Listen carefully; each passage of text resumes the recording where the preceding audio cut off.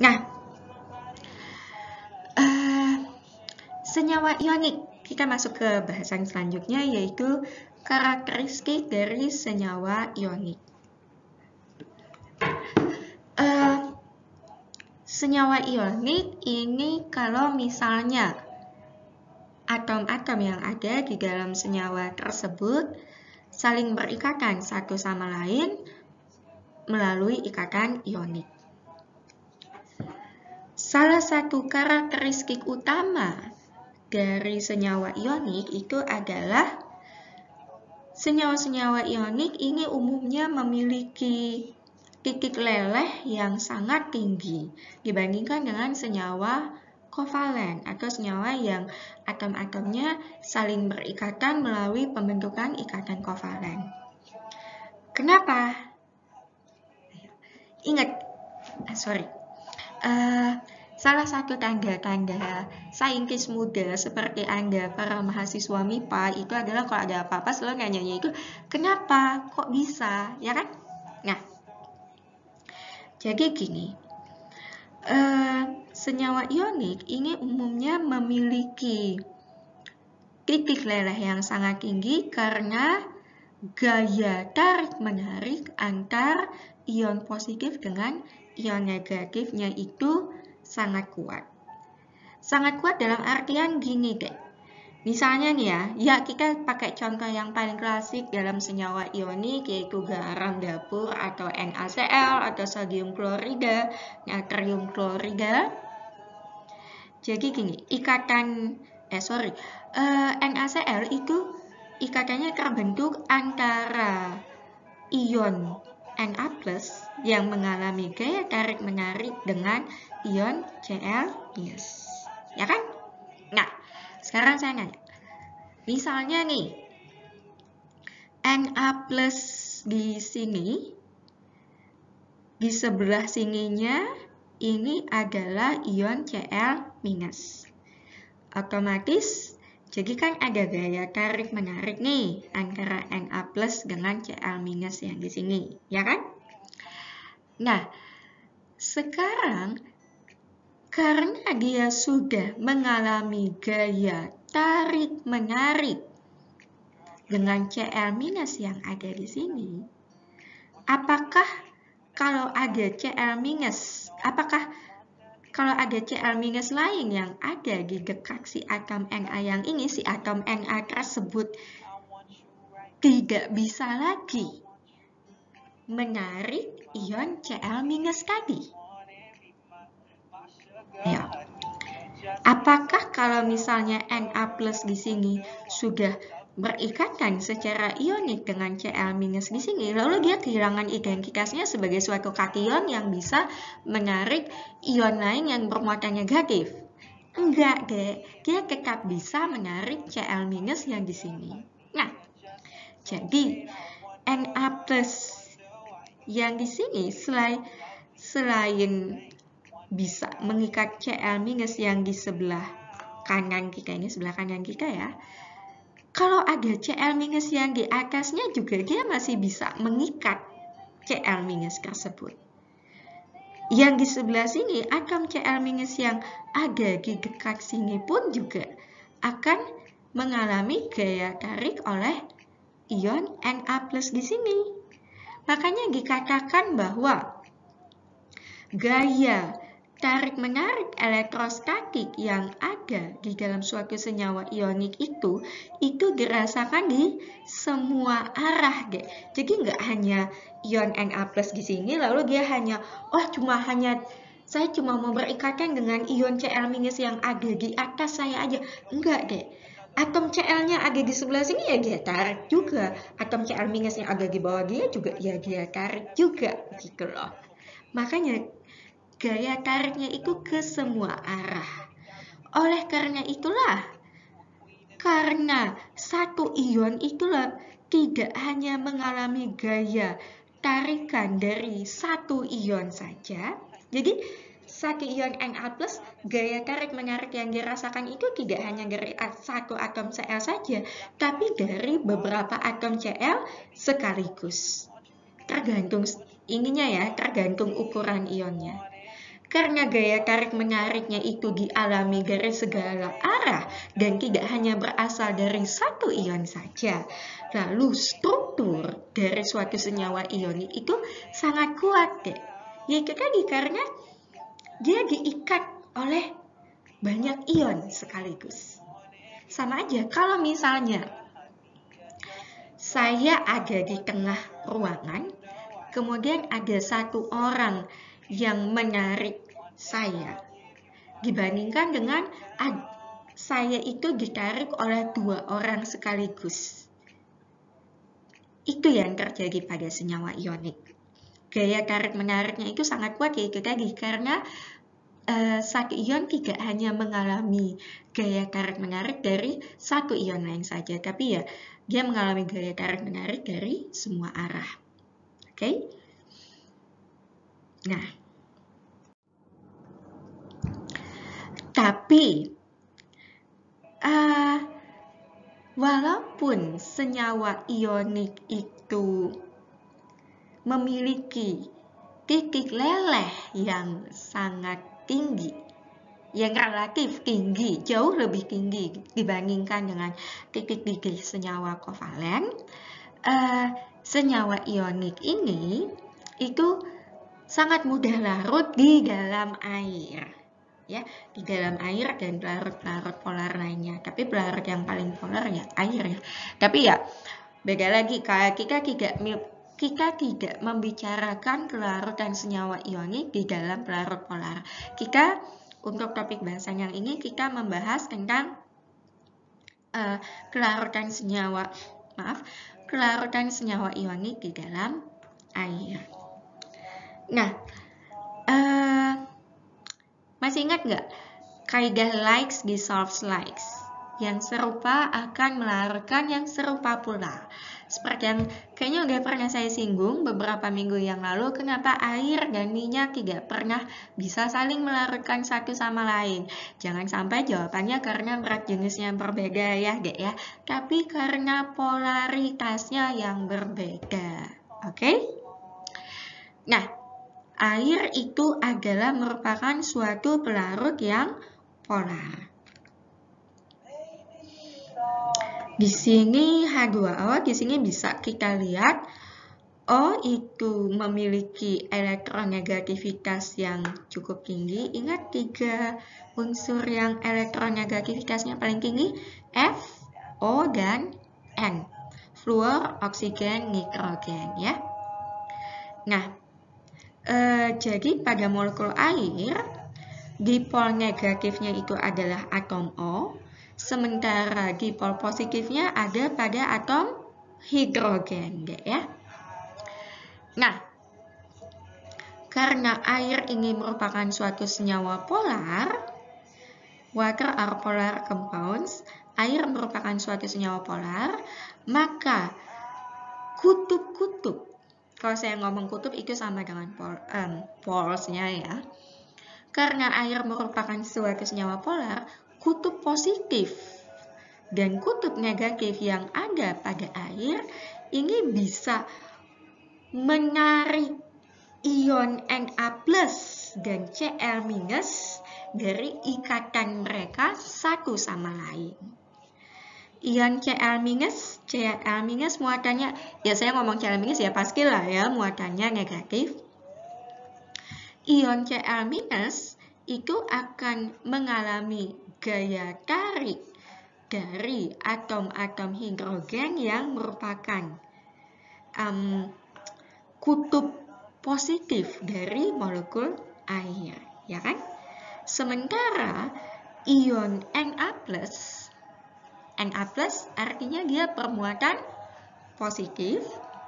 Kalau dia bermuatan positif, artinya lalu dia mengalami tarikan dari kutub negatif si molekul air. Bisa dilihat di sini ya kan?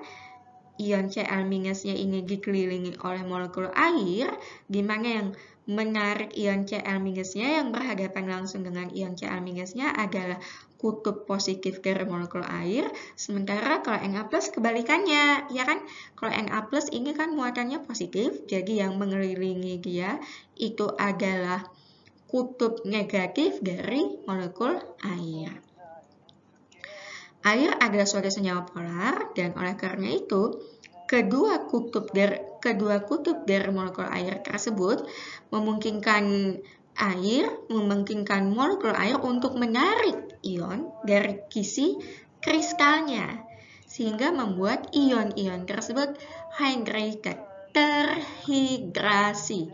Terhidrasi itu maksudnya apa? Terhidrasi itu si ion tersebut, ion atau molekul itu dikelilingi oleh molekul air, seperti yang terjadi di sini.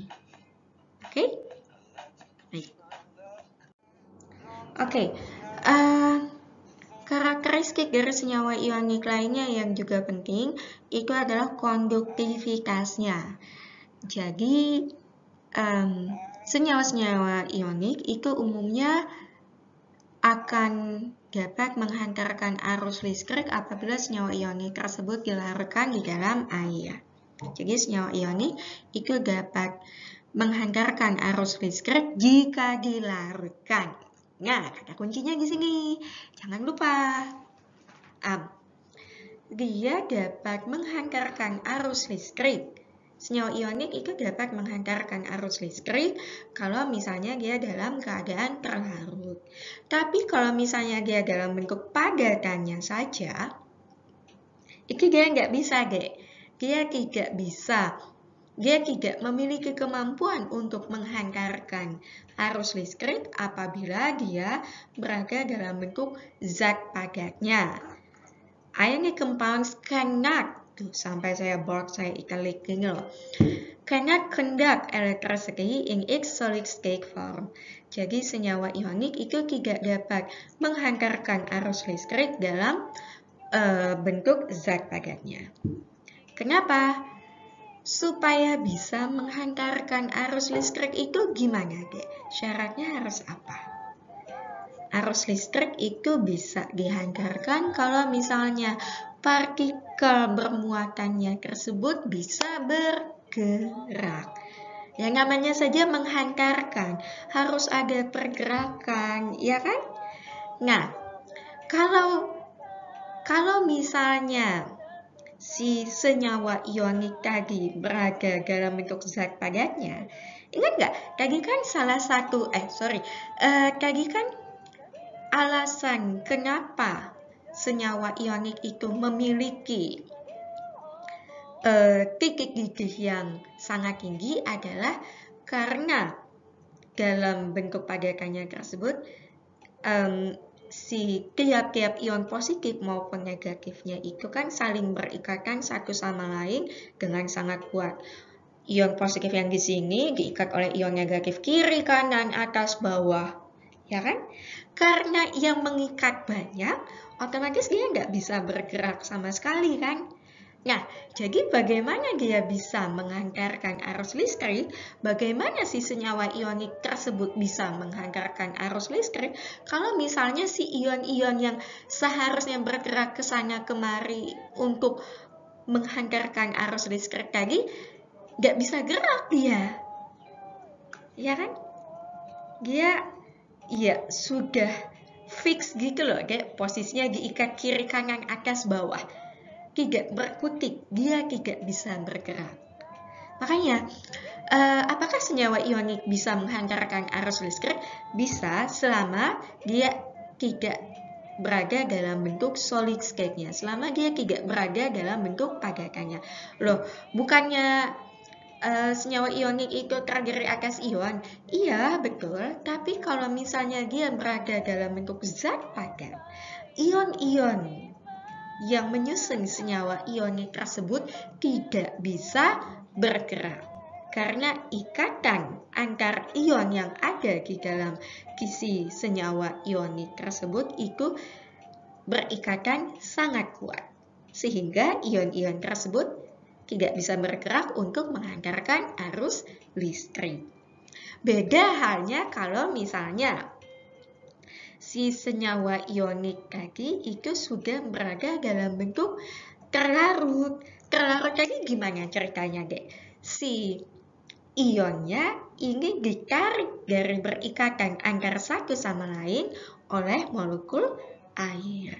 Karena dia sudah terlepas dari ikatan antar sesama ion yang berbeda muatan tadi, dia jadi lebih mudah untuk bergeraknya, ya kan? Nah, sama halnya kalau misalnya dia sudah dilelehkan atau dileburkan.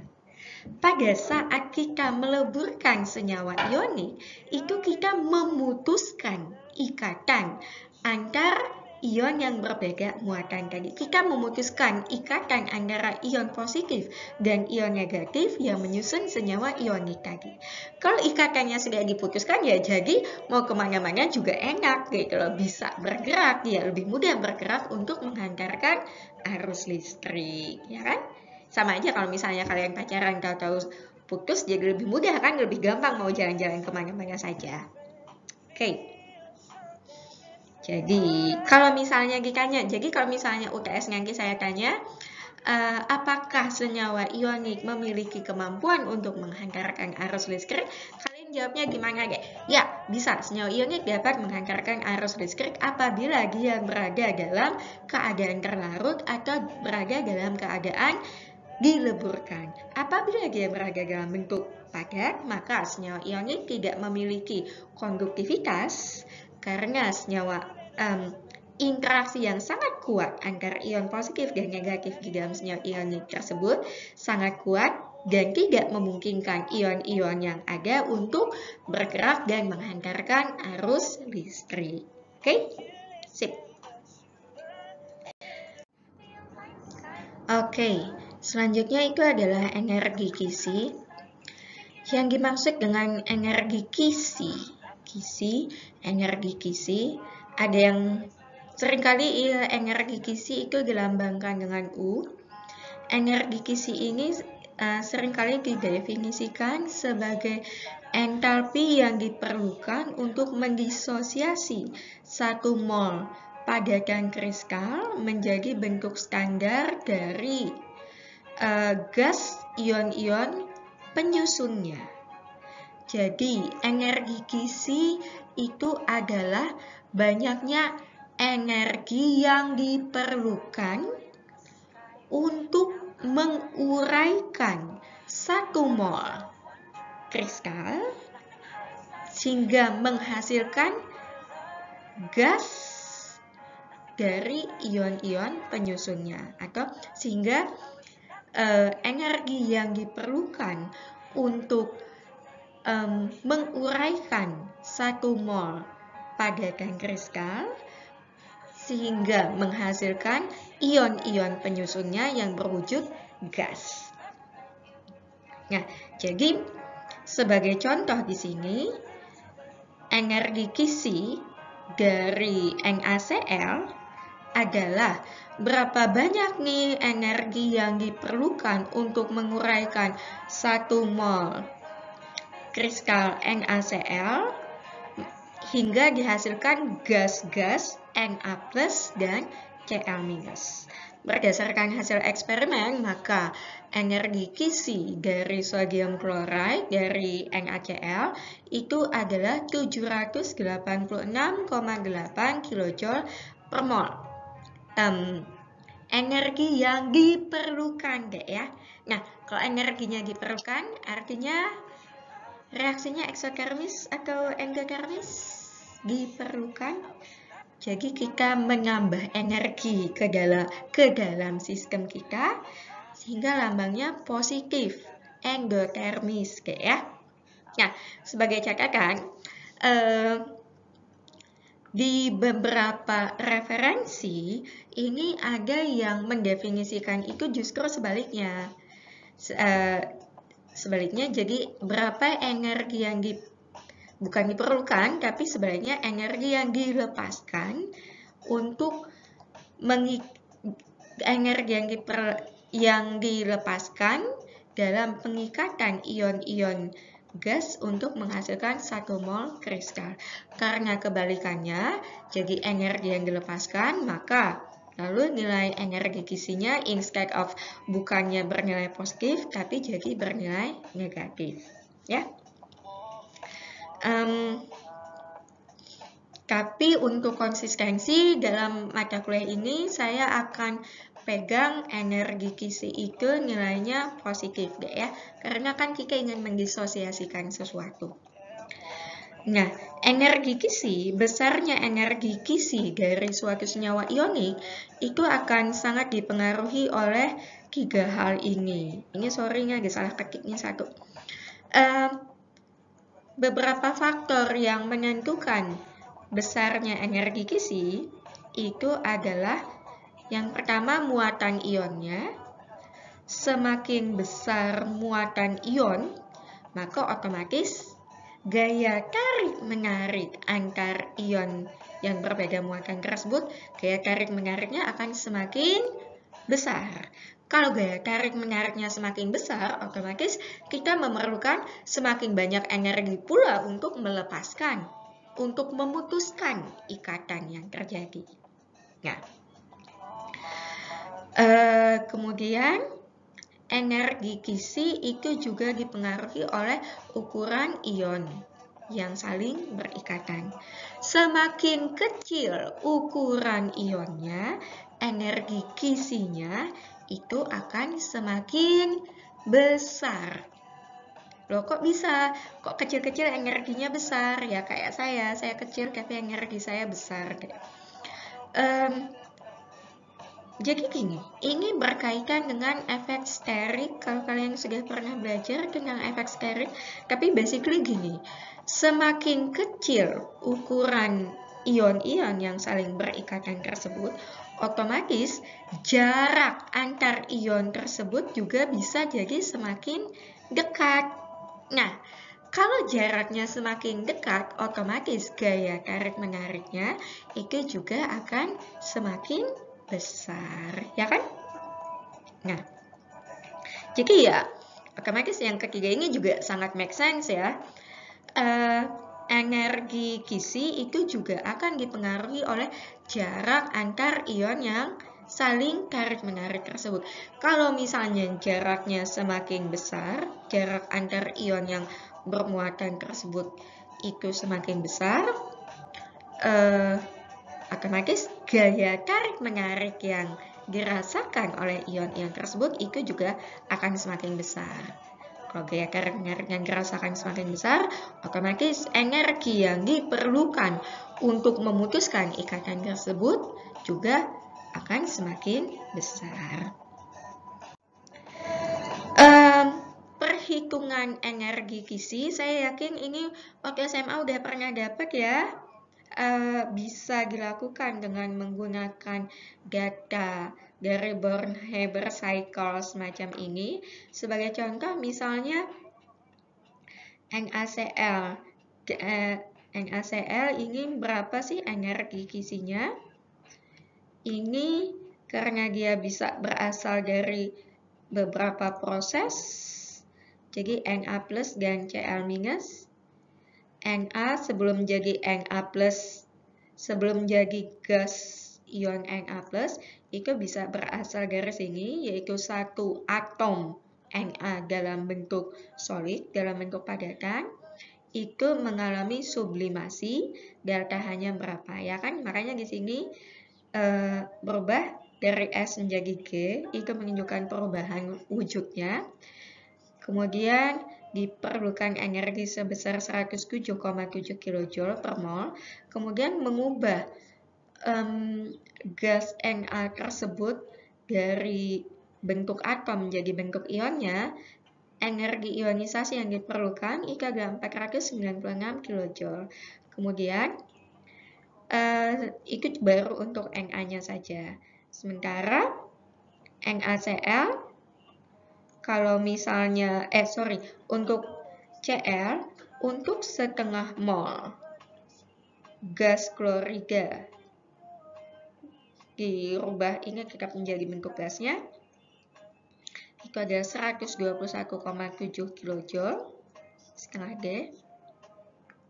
Energi ikatannya, ya kan, di sini adalah Cl2. Cl2 sementara di sini hanya atom Cl-nya saja. Itu diperlukan energi sebesar 121,7 kJ untuk memutuskan ikatan diatomik dari Cl2 menjadi 1 atom Cl, kemudian untuk mengubah atom Cl tersebut menjadi satu ion Cl-, yang artinya afinitas elektron deh ya, karena kan dia mengikat elektron. Diperlukan energi sebesar 349 kJ. Di sini ada perumusannya untuk setiap tahapan-tahapan tersebut, sehingga kita bisa menentukan berapa energi kisi dari NaCl. Nah, sekarang selain menggunakan perhitungan dari siklus Born-Haber ini, energi kisi